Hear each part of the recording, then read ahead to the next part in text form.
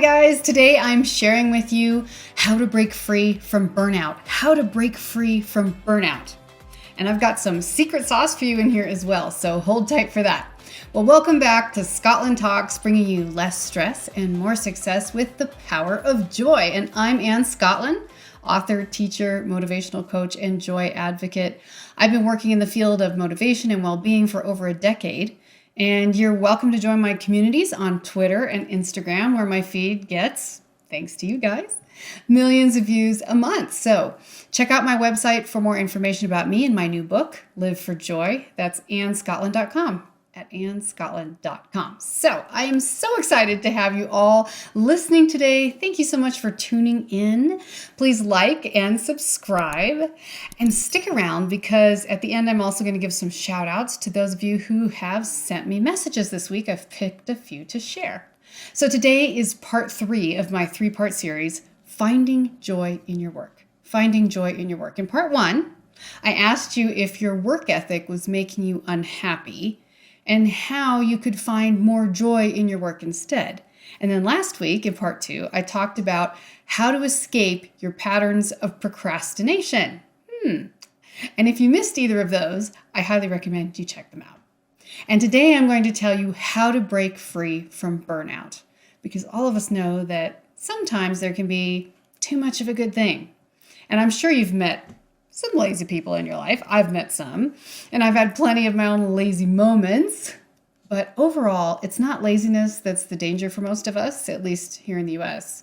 Our greater danger is peeps working too hard or working too much. It's kind of in our blood, right? Our country began with lots of independent thinkers and creative minds, entrepreneurs, and a whole lot of hard work. I have 5 Benjamin Franklin books and compilations right here on my bookshelf. We're extremely proud of our work ethic. And yet when I travel around the world, friends I've made in other cultures, they'll often say to me, well, I think you guys are just a little bit nuts for working so hard, for working such long hours, for taking so few vacations at the expense of your health and happiness.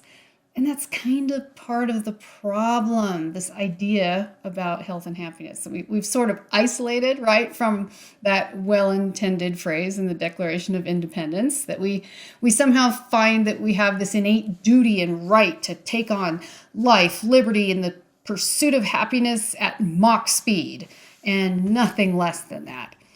Well, I'm not sure how much that's going to help your happiness and joy. I mean, hard work has become part of our identity, which has huge advantages, of course, but it also has huge costs when it becomes just too much of a good thing, right? So our identity has become so wrapped up in what we have, what we own, what we want to have, and our definition of happiness has been muddied, I think, by these connotations that, oh gosh, I'll finally be happy if I make $1 million. So you just keep working away, sometimes blindly, with this idea that the harder we work and the sooner we'll achieve our happiness. Damn it. Because we often come to define happiness in our minds as getting what we want, rather than being who we would like to be and having a sense of well-being and peace and joy in our lives. We go through periods when we work until we're exhausted. We work until we burn out. And if you've ever experienced burnout, you know that it's at the opposite end of the spectrum from happiness. Not fun. Overworking is acutely happening, I think now even more than ever, with so many people working from home, right? I mean, your time might be more flexible, but then you end up working all hours of the day and night, checking your phone at 2 a.m. and not having really any boundaries around your work or knowing when to stop. I mean, overworking doesn't just stop when the clock stops. Now people are doing it all through the night and the next day. Lots of work and less play. It's very strange because we feel like we have this sense of freedom and flexibility if we're working remotely, right? But overworking doesn't just happen when you're working for someone else. This is a huge problem for entrepreneurs too. If you're an entrepreneur, you may forget the number of years it usually takes to grow a business by spending your own savings and getting paid nothing before most people even hear about your product. You just always feel like if you work one more hour, one more late night, just one more weekend, somehow I'll win. And it can really quickly become just too much of a good thing. So when I started my first business in my early 20s, and then my new business enterprises following that, as I evolved professionally, I played a dangerous game with burnout. It happened many times, and I burned out many times, and the results are disastrous. Even now, I have to be careful. My biggest problem is that I love to work. I just love to work. So I have to be very conscious about finding balance on that tightrope between healthy entrepreneurship and overworking or burning out. And burnout doesn't just happen to working professionals either. Let's be fair, right? What about college? What about graduate school? What about overwork or burnout for a caregiver? Someone who's taking care of small infants, small children, or someone taking care of a family member, an elderly family member. Burnout is a very real thing for those people, I think you will discover as well. So have you noticed any symptoms of burnout in your life recently? Do you know how to spot the signs of burnout? Well, if you like, you can take this quick quiz with me just in your head to see if you answer yes or no to some symptoms of burnout. Now, always, you guys, I have to do the disclaimer. This is not intended to be medical advice or treat any condition. And for professional diagnosis, see your mental wellness expert, therapist, or your doctor. Okay.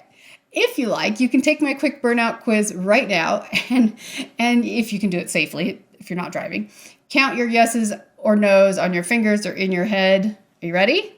Okay, here we go. Is your first thought in the morning about work?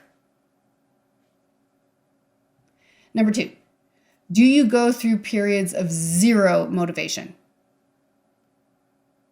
Number 3, do you resent your job or have negative thoughts about it on a regular basis? Number 4, do you forget when the last time was you just genuinely laughed from your gut? Do you forget the last time you genuinely laughed from your gut? 5, does your personal or work responsibilities, do they dominate your thoughts? Do your personal or work responsibilities dominate your thoughts? Number 6, are you getting impatient or irritated easily? 7, do you feel like you're working harder but achieving less? And 8, we're almost done. Do you feel guilty if you take a day off from your responsibilities? Do you feel guilty if you take a day off from your responsibilities? Number 9, do you sometimes feel like a robot just going through the motions one more time? Do you sometimes feel like a robot just going through the motions? And 10, and lastly, this is my special one. You're going to be surprised by this one. Do you still hear the birds sing? Do you? When I went through burnout in one particularly bad period in my 20s when I was starting a new business, I remember as I was coming out the end of recovery from a long period of burnout and stress, that one day I just walked out of my house and I was kind of like, oh my gosh, listen to all those birds singing. That's amazing. And it dawned on me that I hadn't heard birds sing in months. It's just interesting. How is your awareness is another way you could ask that question. So did you count? Did you keep track? If not, you can listen again and do it again. If you answered yes to more than 4 of the questions, there may be a good chance you're experiencing significant stress or burnout. And if the number is higher, it's even more likely that you are experiencing some severe stress or burnout. And just a note here, depression, it shares some of those symptoms with burnout, and often burnout and depression can go hand in hand. You may know this if you have experience in this area. And if you're feeling really deeply depressed, don't just consider it burnout. Go see your mental health professional who can help you recover, both from the depression and the burnout. So be careful around this. It's not something that should be taken lightly if you're really severely depressed. Okay, so what if you answered no to most of the questions? Well, I got an answer for you too. You may not be experiencing burnout, but you may want to stick around so you can learn some prevention tips, which surprisingly are very similar to the things that can help you recover from burnout. How interesting is that? It's similar to the things that can help you break free from burnout. So, shall we go there now? The ways. How can you break free from burnout?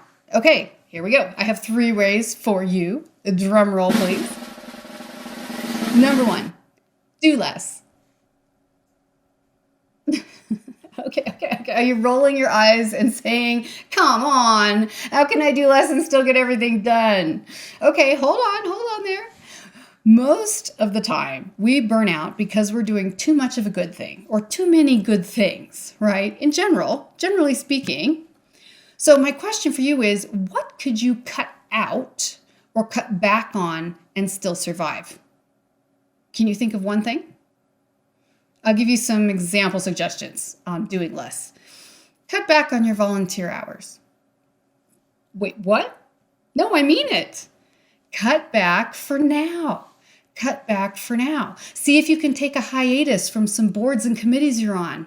Even just a hiatus. You're not at your best trying to help others if you're not taking care of yourself. You know this. You've heard this before. You're not at your best trying to help others if you're taking care of yourself. If you're volunteering 4 days a week and you're only sleeping 4 hours a night, there could be a serious problem in your balance and you may burn out.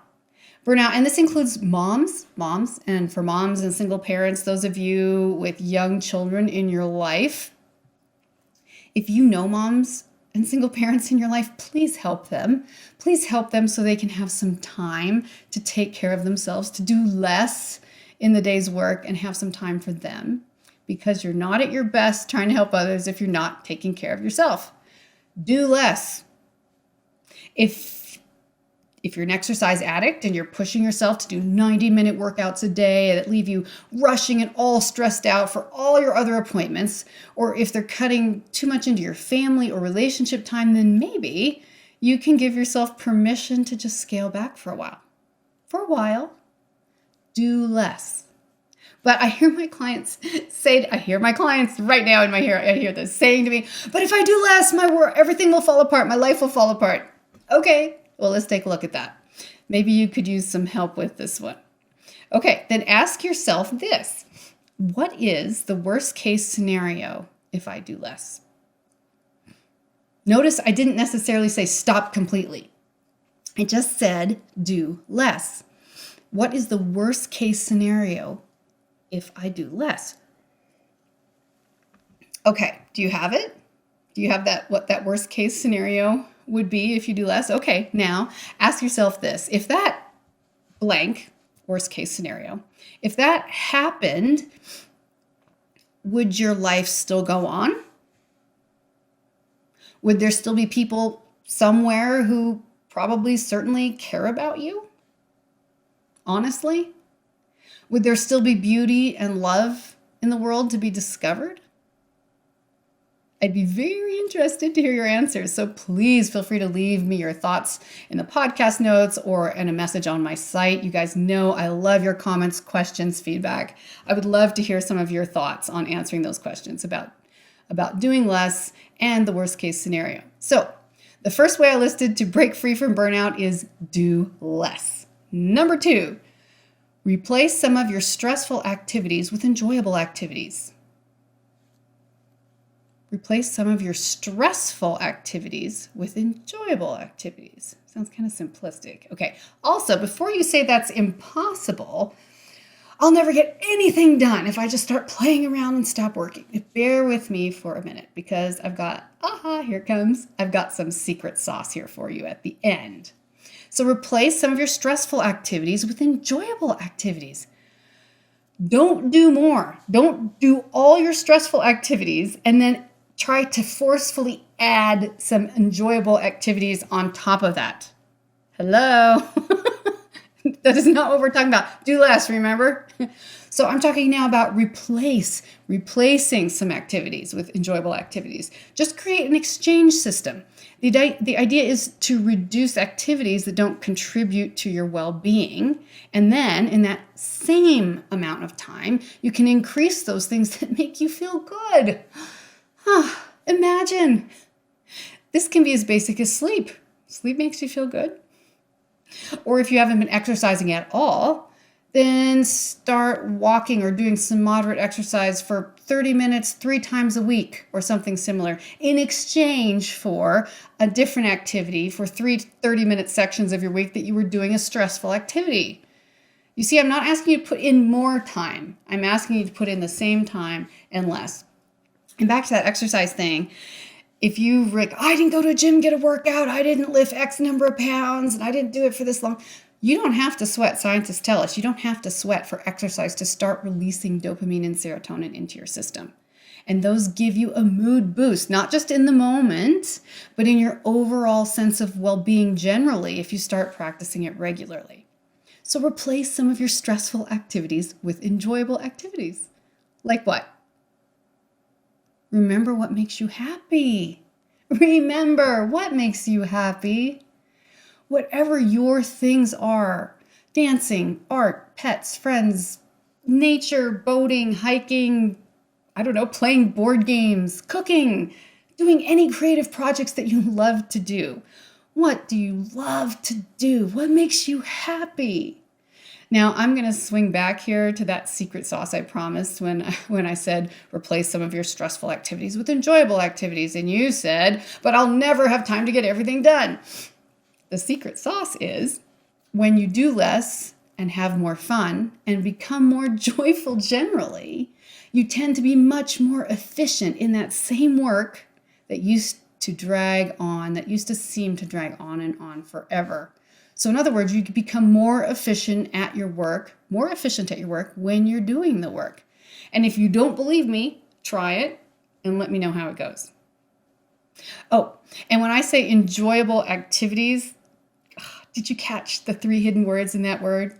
Enjoyable. I know, I'm so sorry. It's so corny, but I'm an etymology nerd, so I can't help myself. Did you catch those 3 hidden words in enjoyable? Yep. Joy, also the word able, and the prefix "n", which means within or in. So enjoyable literally means able to have joy within, or enjoy, I am able. Okay, I promise I'll stop. Okay, so replace some of those stressful activities with enjoyable activities. And lastly, the third way to break free from burnout, have the courage to ask for help. All right, don't tune out. Have the courage to ask for help, because if that makes you feel uncomfortable, then you really need to hear this. The most successful people have lots of help. It is often the person who stubbornly believes themselves to be so utterly self-sufficient that succeeds the least. And even if they do reach some of their goals, and I've seen this happen in my clients, they often find little happiness when they get there. I've had people coming to me say, I worked just as hard as physically, humanly possible, and I finally achieved my goal, and I'm here, and I have no satisfaction, no happiness. Athletes have athletes. I hope athletes have happiness, but athletes have coaches. Doctors have teachers. Business gurus have what? Advisors, consultants, and often a team of researchers too. A whole team. Even the most famous actors have coaches and teachers, even the famous ones. Executives, entrepreneurs, they have business coaches and life coaches. You know why? Because it does take a village. Not just for a child, but for all of us. For all of us. We are social animals, even when we feel reclusive. Sometimes, especially when we feel reclusive, we need others on our team working toward the same goal. In what ways can you ask for help? In what ways could you ask for help? Even just in one way, from your peers, your boss, your coworkers, a family member or a friend or a wellness professional or a therapist or a coach and teacher like myself. Or maybe you can delegate to free up some of your time and do less and ask for help by having people delegate for you. Maybe if you're an overwhelmed parent that is hitting burnout, especially in our present circumstances, ask a family member, a friend, or the community for help and to take those kids for an hour, for 2 hours, for half a day, and give yourself a break. I know it takes a lot of courage to ask for help. I am very familiar with this. I like to do things myself. I like to be very proud of my work. I hate asking for help. But the most happy, successful people, and I have learned that this is a critical part of the puzzle. The happy, successful people know that this is a critical part of the puzzle of success and happiness. It takes a village, and I have absolutely learned that. And I have learned to ask for help. And let me just give you this one word of encouragement. The more you start to ask with intention, the more you start to ask, the easier it will become. And just remember, some people want to help you. It makes them feel good about themselves to help you. So let them help you. But they may not want to offend you or step on your toes, so you may have to ask. Ask so you can free up yourself, and ask so you can free up their ability to give and help and support you and make them feel good about themselves. It's braver to ask for help than to try and do everything alone and burn out trying. Try it. Be brave. Gather your courage and ask for help. So in review of how to break free from burnout, 1, do less. 2, replace some of your stressful activities with enjoyable activities. And 3, have the courage to ask for help. Please try some of these and send me messages. I would love to hear from you and hear your stories, pros, cons, how it goes, good, bad. Bring it on. I love it, and I would love to address some of your questions on the show. So before I go, I want to give a shout out to you, some of my wonderful listeners. I have some comments from last week's episode about how to break your cycle of procrastination. And Mark says, excellent as always, Anne. Many topics you touched on hit me in the gut because of so many unresolved solutions I want to get done and accomplished. Bumping up my work ethic, money savings, taxes, my plate is full. So your questions stick and make me think towards my future goals. Thank you. Thank you, Mark, for sharing. I really appreciate hearing from you, and keep up the good work on breaking that cycle of procrastination. And Raul says, I watched your episode. You explained those 3 ways to break the cycle of procrastination, illustrating it with day-to-day real-life examples. Thank you, Anne. It was really a help to all of us who want to break the cycle. And James says, don't procrastinate when Anne puts her podcast videos up with such good and helpful information. Just get on it. It's a joy for life. Thank you, James. So if you haven't heard the episode about breaking the cycle of procrastination, don't procrastinate, and go listen to it. All right. Thanks again to all of you for joining me here on Scottlin Talks. Please like and subscribe. Follow my daily posts on Twitter and Instagram at Anne Scotland, also on LinkedIn. Sending you joy, and I can't wait to see you next week. Bye.